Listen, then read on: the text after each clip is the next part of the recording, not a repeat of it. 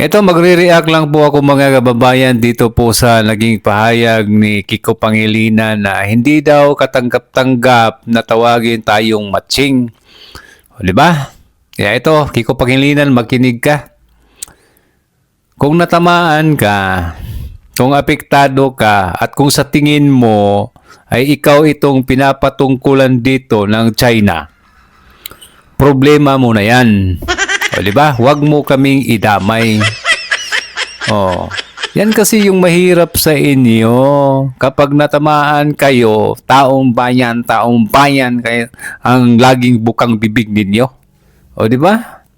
Ngayon, ito yung pahayag niya mga kababayan. Hindi katanggap-tanggap na tawagin tayong matching. Hindi naman kami kasama dyan. Wala. Kayo lang ang pinapatungkulan dyan. Hindi nyo lang naintindihan. O, di ba? Kung sa tingin mo mukha kang unggoy, eh, apektado ka talaga. O, di ba? Tagos sa buto yan. Talagang ramdam ninyo na kayo ang natatamaan, Kiko Pangilinan. O, di ba? Ang problema lang sa inyo, dinadamay nyo kami. Hindi naman kami mukhang unggoy. Itong mukha na to, sus. Siguro, pag humarap ka sa salamin, nakikita mo siguro na ikaw ay mukhang unggoy. Di ba? Problema mo na yan, sir. Huwag mo kaming idamay. Malinaw po kasi mga kababayan, ang nilabas na AI video ng China Daily. Napakalinaw. Hindi nila naintindihan. Okay? Ang pinapatungkulan dito, kung susuriin nating mabuti mga kababayan, ito. Nakabarong na unggoy. Ito yung sinasabi ni Sen Marcolita na ang mga kawatan hindi nagtatago, hindi nakamaskara, nakabarong, nakakurbata. Di ba? Kaya ang tinitira ng China dito mga kababayan, itong mga buaya sa Pilipinas, itong mga kawatan at sindikato. Di ba? Kaya ang tanong, bakit ka apektado, Kiko Pangilinan? Buaya ka ba? Yun ang malaking tanong. Nandadamay ka pa, hindi naman kami buaya, hindi kami mukhang unggoy, at hindi kami nakabarong, hindi kami kawatan. Kiko Pangilinan. Kung ikaw sa tingin mo, meron kang ninakaw, apektado ka. Tanong lang naman, sir. Kaya sir, yan po ang aking panawagan. Sana sa ulit-ulitin, huwag niyong idamay ang taong bayan kasi yan po kasi yung mahirap bukang bibig ninyo na taong bayan, kesyo matapang ninyong ipinaglaban ang mga Pilipino, ayaw niyong tawaging unggoy, kaso dinadamay niyo kami. Wala kami kinalaman dyan. Ito pang isa mga kababayan. Share ko lang sa inyo. Ito si J. Tarsiela, mga kababayan, katunog ng Tarsier. Wala tayong magagawa dyan kung talagang kayo ang pinapatungkulan dyan. Kasi apektado kayo, sir. At sa bagay pa, wala kang karapatang magreklamo kung tatawagin kang unggoy. Ito kasi yung sabi niya hindi ako papayag na tawagin akong unggoy. Diba? Problema mo na yan, sir. Magre-reklamo ka tapos ikaw pa yung naunang gumawa ng karikature ng presidente ng China tapos ngayon papalag ka. Ayaw mong tawagin kang unggoy. Diba? Ako kahit tawagin akong unggoy mga kababayan, walang problema yan kasi alam ko sa sarili ko na hindi ako unggoy, hindi ako mukhang unggoy. Kaya kung ikaw papalag ka, ibig sabihin yan, mukha kang unggoy. Ugali kang unggoy. Di ba? Alam po natin ang ugali ng unggoy mga kababayan. Mahirap pagtiwalaan ang mga unggoy. At kawatan yan. Kukuha lang yan ng kukuha tapos hindi nagpapaalam yan. Ganon ang ugali ng unggoy, kawatan. Kaya dito, Ang AI video ay nakabarong na unggoy. Malinaw na mga buhaya ito, mga kababayan. O, di ba? Ang problema siguro talagang natamaan po sila. O, alam nila siguro sa kanila sarili na parang kami yata to ah. O, di ba? Kaya huwag kayong mangdamay, sir. Huwag kayong mangdamay. Si Tariela, si Kiko Pangilinan, itong si Gatchalian, Robin Padilla, nagreklamo din, mga kababayan. Pero itong si Robin, meron siyang karapatang magreklamo. Kasi hindi naman siya buaya, mga kababayan. Okay?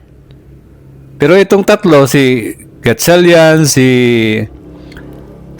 Tariela, Kiko Pangilinan, hindi ko alam bakit gano'n na lang ang kanilang galit sa China, mga kababayan. At gusto pa nilang mandamay, gusto pa nila na hikayatin ang mga tao na magalit tayo sa China. Okay? O, di ba? Kaya walang ganyanan, sir. Walang ganyanan kasi hindi kami apektado sa ginawa ng China. Malinaw sa amin, mulat ang aming mga mata. Hindi kami uto-uto, hindi kami mangmang. Ha? Mga buaya ang pinapatungkulan diyan, sir.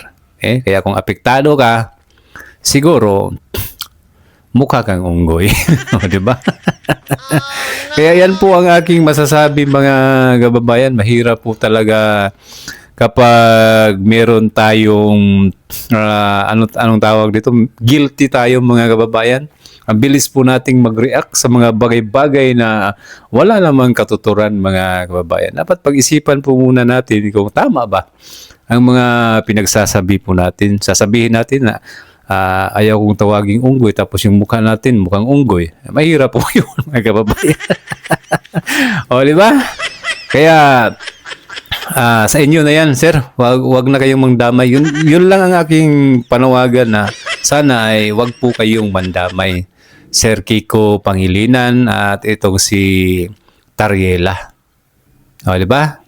Yan lang. At sana ay pakinggan nyo naman ang aming munting kahilingan na inyo na yan. Wala kaming pakialam dyan. O, di ba?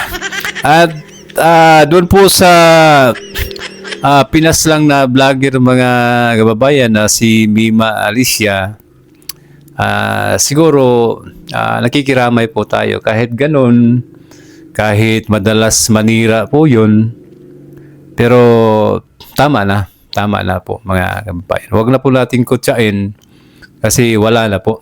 Okay? At ito ay matinding ano na lang po ito. Aral na po sana sa atin na mag-ingat po tayo lagi sa ating mga pinagsasabi. Baka magalit yung iba na tinitira po natin, tapos hindi po natin alam ang posibleng gagawin po nila. Kaya mag-ingat po tayo, siguruhin po natin na wag po tayong manira. Kapag political vlogger po tayo, dapat sa politika lang ang banat natin. Wag po tayong bumanat na pang personal na po, yung palalait. O, di ba? Kasi mahirap po yun, lalo na po yung mga fake news, paninirang puri, ay mahirap po yun, mga kababayan. Okay? Ibang-iba po yan sa dito po sa tinatawag na unggoy. Hindi ko po nilalait po sila, si Sir Kiko Pangilinan at itong si Tariela. Ang problema lang po kasi, ang reklamo ko lang dito, nandadamay po sila. Wala po kaming pakialam dyan, sir. Diba? Kaya wag po kayong manghikayat na hindi tayo papayag na tawaging unggoy. Ito po kasi yung mensahe, malinaw eh. Hindi katanggap-tanggap na tawagin tayong matching. Diba? Tayong matching. Wag pong ganun, sir. Okay? Kaya yan po, mga kababayan, ang aking maidagdag kay sa vlog na ito, sa reaksyon ko kay Kiko Pangilinan at kay Tariela. Sana ay ma-resolve ninyo ito at siguro sa mabuting paraan, sa mapayapa. yung walang gulo kasi wala tayong laban sa China mga kababayan kahit anong magsasabihin natin. Wala tayong laban. Kaya wag po tayong magsindi ng apoy. O, di ba? Gaslighting nga yung tawag po nila. Okay? Wag tayong manggatong para hindi tayo kawawa sa huli. Kasi kawawa po tayo eh. Wala tayong laban sa China mga kababayan. Okay, kaya makipag-usap tayo sa ibang bansa ng maayos na pakipag-usap para makinabang din po tayo mga kababayan sa kanila. Kasi sa matagal na panahon talagang nakinabang ang bansang Pilipinas sa China. O di ba? Wag na po tayong maglukuhan. Malinaw po 'yun. O. Kaya yan po, Sir Kiko, sana ay wag po kayong mandamay ha. Next time ha. Good.